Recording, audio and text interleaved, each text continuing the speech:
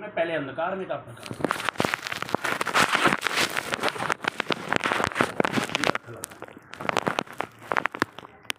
अस्तोमा सदगम। असत्य क्या है? असत्य क्या है इस संसार में? हमने ये बोल दिया, मैंने ये मोबाइल यहाँ रखा है। कोई हमसे पूछे कि वहाँ मोबाइल रखा था, हम ये कहें कि हाँ रखा था।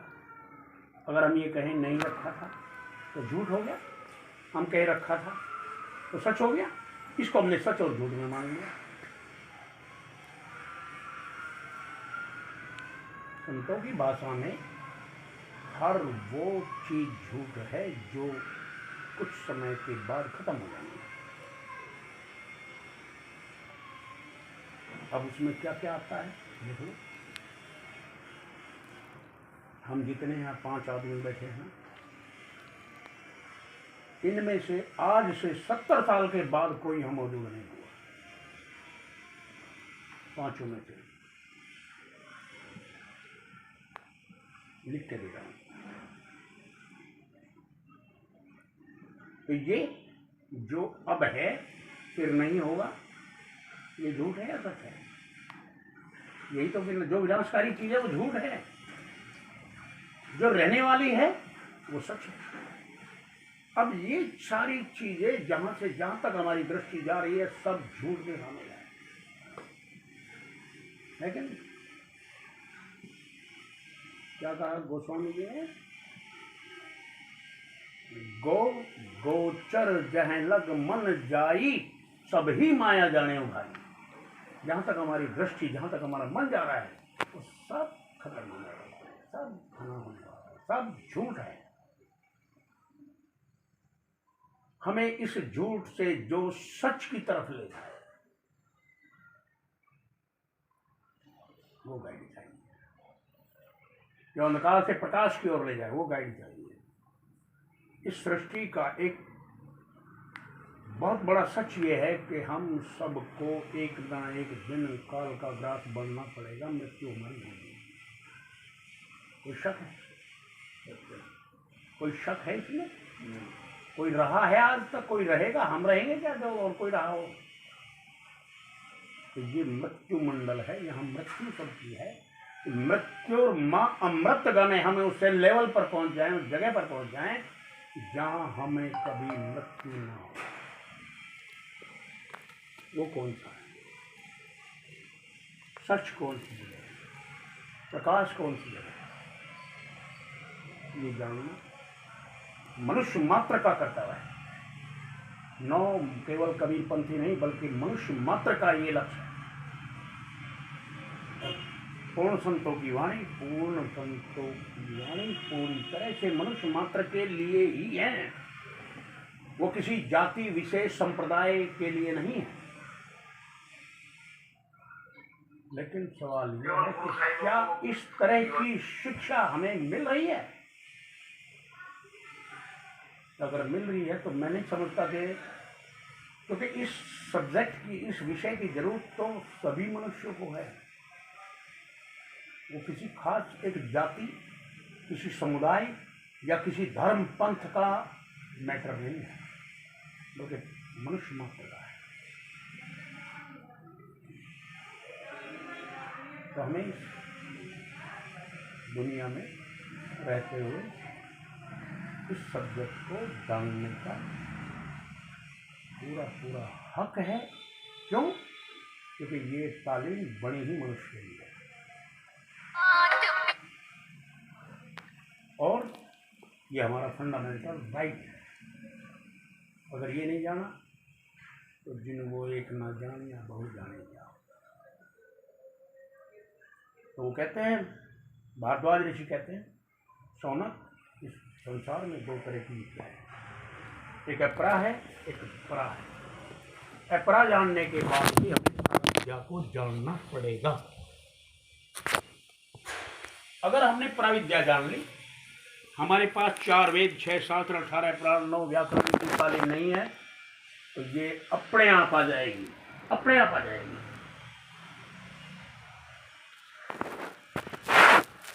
तो हमें परा विद्या की तालीम, हमें इस दुनिया की तालीम जब तक हम पराविद्या की तालीम नहीं लेंगे तब तक माफ़ करना, हम जो भी कर रहे हैं वो सब काम है।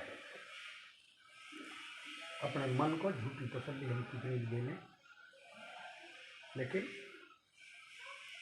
बात नहीं बढ़ेगी। यही सब धर्मों का सार है, यही संतों की तालीम। और पराविद्या को जानने के लिए बाहरी किसी भी एजुकेशन की कोई जरूरत नहीं है, बाहर के किसी भी मेटल की कोई जरूरत नहीं है। कोई ये कहे कि नहीं मैं करोड़पति बनूंगा तब तालीम मिलेगी, कोई कहे कि मैं हजारपति बनूंगा जब मिलेगी। अरे ये तालीम तो मिलेगी ही जब तुम इन सारी चीज़ों को छोड़ दोगे। और छोड़ना हमारे लिए कितना आसान है और प्राप्त करना कितना दुर्लभ है। लेकिन हमारा प्रारब्ध नहीं जगा, हमारा नसीब नहीं कि हम इस बात को समझ सकें। इस बात को अगर समझना है तो संतों के पास बैठो। तुम बिना कुछ पढ़े लिखे, बिना कुछ करे इस तालीम का क्या खेगे जान जाओ। भाई देखो, हमने बीड़ी पीनी कहाँ से सीखी थी? सोबत के लोगों ने सिखाई ना बीड़ी पीनी। हमने जाम से जाम टकराना कहाँ से सीखा? सोबत से ना। हमने अच्छा या बुरा, बद या नेक कहां से बने? सोबत से ना। एक व्यक्ति अनपढ़ है, उसे नहीं पता क्या खेगे क्या है।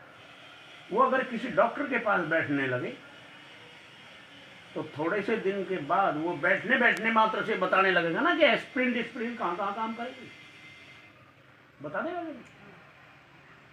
अगर कोई किसी लॉयर के पास बैठने लगे, अनपढ़ है, किसी वकील के पास बैठने लगे, थोड़े दिन बाद बता देगा ना कि भाई कौन सी धारा कहाँ लगेगी, या नहीं? अगर हम आग के पास बैठे हैं, आग प्रज्वलित हो रही है, आग के बारे में हम चर्चा ना करें तो उसकी गर्मी हमें मिलेगी कि नहीं? बिना कहे सुने। किसी दरिया के पास हम बैठे हैं, दरिया के पास बैठने से हम उसके बारे में चर्चा ना करें तो उसकी ठंडक हमें मिलेगी या नहीं? तो जब हम किसी समर्थ पुरुष के पास बैठे और इसकी चर्चा सुने तो हमारी रूह को, हमारी आत्मा को चैन मिलेगा कि नहीं मिलेगा? ये विशेषता है।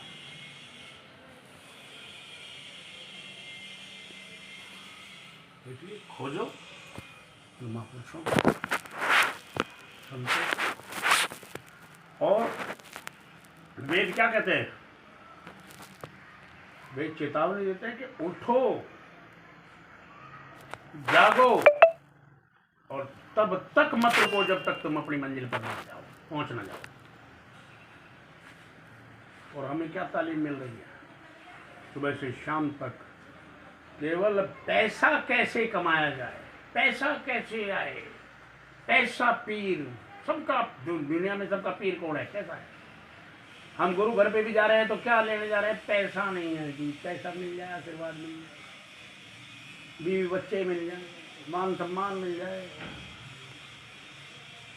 कितने हैं जो गुरु घर पे जा रहे हैं मात्र इस बात के लिए कि हमारी रूह को हम जान जाएं, अपनी रूह को जान जाएं, अपनी आत्मा को से हम परिचित हो जाए। कितने लोग हैं? एक दिन 24 घंटे का दिन रात है, 365 दिन का एक साल है। तुम्हारी आयु कितनी है? चरणलाल जी, तुम्हारी आयु कितनी है? 50 है? 60 अभी 60 है। 60 है ना? अब इस 60 में 365 एक दिन एक साल में है तो कितने दिन हो गए होंगे? कैलकुलेशन करो, कितने दिन हो गए तुम्हें इस दुनिया में? 22,000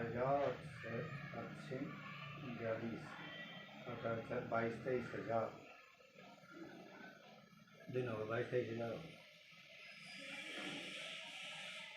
अभी हम गणित में अगर ये पूछने लगे कि 4 गुणा 4 है तो कितने होंगे?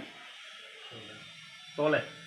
अगर हम यही सवाल Holland, England, German, Japan, America में कहीं भी फोन से पूछे तो वो कितने बताएंगे?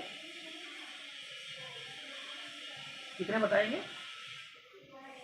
अरे हिचक क्यों रहे हो भाई, सीधी बात है, वो भी 16 ही बताएंगे। हाइड्रोजन और ऑक्सीजन मिलने से आज भी पानी बनता है, 1 अरब साल के पहले भी पानी बनता था, 1 अरब साल के बाद भी बढ़ेगा। आध्यात्मिक साइंस भी इतनी ही शक्तिशाली है, साइंस और मैथमेटिक्स।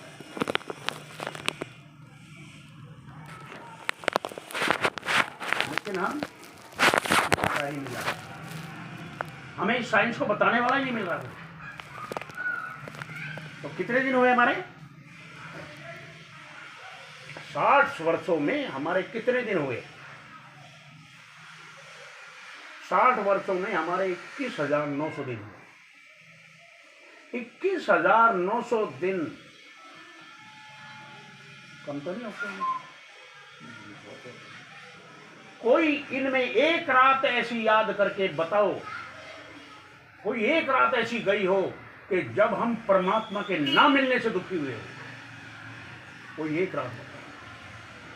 22,000 दिनों में हमने कोई एक रात ऐसी गुजारी है? कोई एक रात ऐसा रोए हैं रात को जी भर के कि हमें परमात्मा नहीं मिला?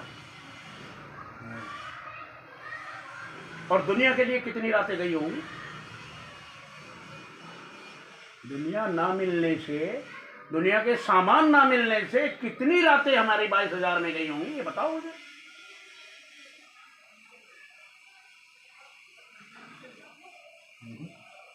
कितनी गई होंगी? आधी तो गई होंगी।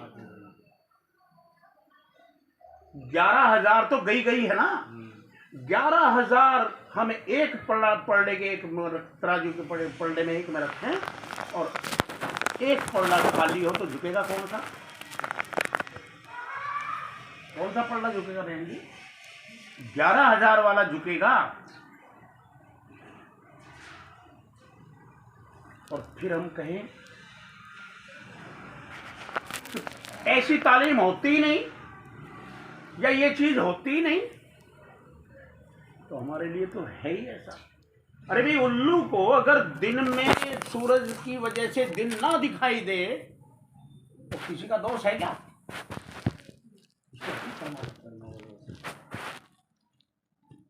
हम भी वही उल्लू हैं जो हमें आज तक न परमात्मा दिखाई दिया, न हमने परमात्मा की बात करी, न हम परमात्मा के लिए कभी आज दिन तक एक रात भी बिलखे हैं। बताओ बिलखे हो तो कोई? और माफ करना, जितने सत्संग में आते हैं सभी का यही हाल है। आप तो बना देते हो। सभी का है यार, साहब जी तो पी लिया। सभी का है ना ऐसा।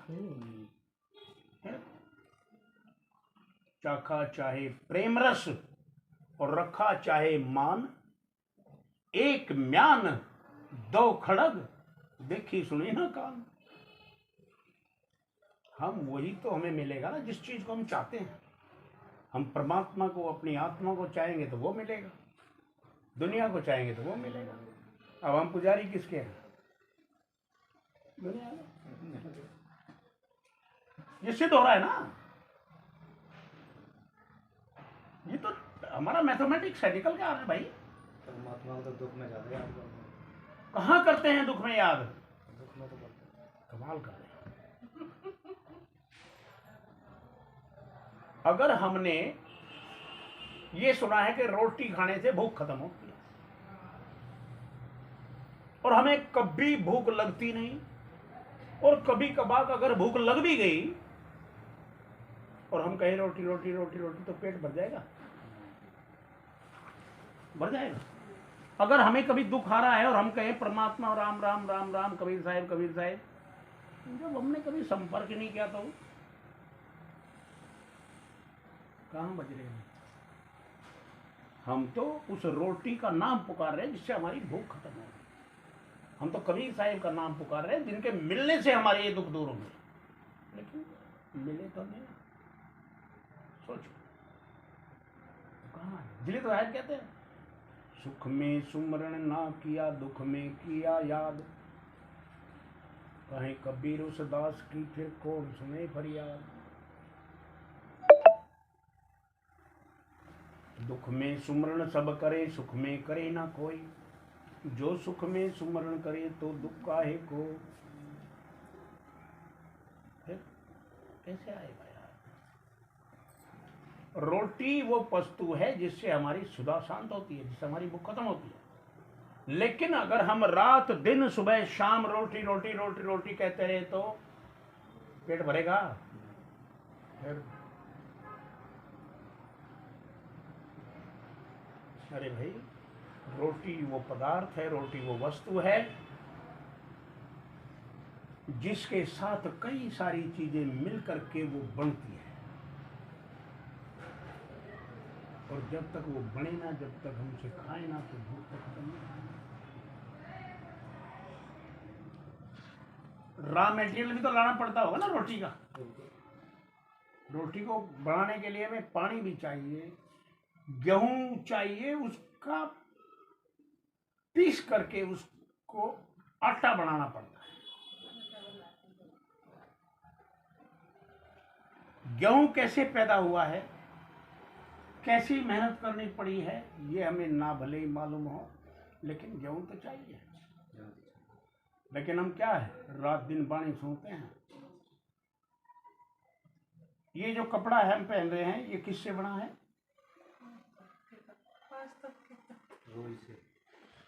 रुई से, कपास से। अब वो कपास जो खेत में पैदा होती है, अगर कोई उस खेत के बीच में से निकल जाए तो क्या कपड़े पहन लेगा? हम तो यही गलत फहमी में है। हम समझ रहे हैं कि शायद हमने साहिब की 2-4 बाणी याद कर ली, कंठस्थ कर ली, बोल ली और हम हो गए पंडित। रुई को किन हाथों से कैसे कैसे उसके साथ उसकी दुर्गति होती है, तब वो कपड़े तक बढ़ती है। कभी हम इस प्रोसेस से गुजरते तो नहीं ना, और गुजरे तो पता लगे। बोलिए गुरुदेव की।